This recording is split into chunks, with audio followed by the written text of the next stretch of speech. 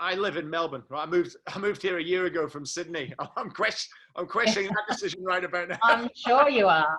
And the funny thing is, I was writing the book, finished writing the book when I first moved down. I wasn't on stage. Then we had bushfires straight to COVID. I've been here a little over a year and I feel like I've barely seen Melbourne, right? It's yeah, crazy. I bet. But then when I talked to my friends this week in New South Wales especially, they're actually saying that things are kind of moving again. Yeah. I mean, there's changes, but are you starting to see are you starting to hear any optimism, or what's the kind of state of confidence, optimism, the conversations that you're now finding corporate clients are having? Yeah, look, corporates definitely say they will travel as soon as they can. We have a couple, it all depends on the industry. So we have a couple of medical, in the medical industry. So they're obviously traveling, not hugely, but a bit interstate, not intrastate, obviously.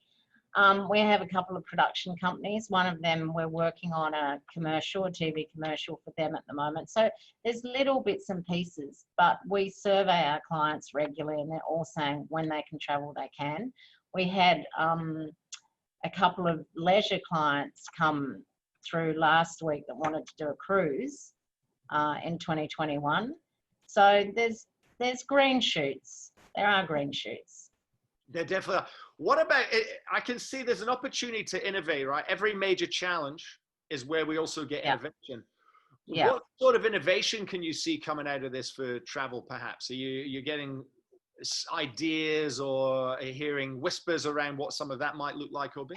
Yeah, I think for me right now, it's more around the model. I really want to concentrate and get that model right because that's our future. Yeah. I just think, the revenue side of the business, I have to really concentrate on. Yeah.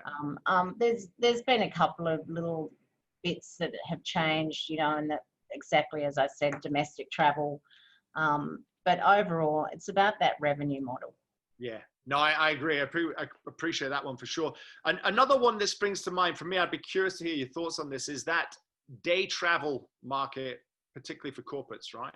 So and it's a world I live in a lot. There's a lot of times I might be finding myself at day events. Yeah.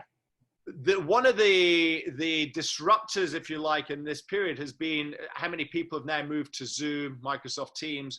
Yeah. And they were reluctant to maybe do that before. By default, they've used it more, where potentially they're starting to see there's things they can do remotely quickly. I can see that potentially having a knock-on effect to particularly that short trip day kind of market. What's your thoughts on that? Do you think there's a risk there for that industry, even when we are bouncing back? Yeah, I think it's going to be half and half.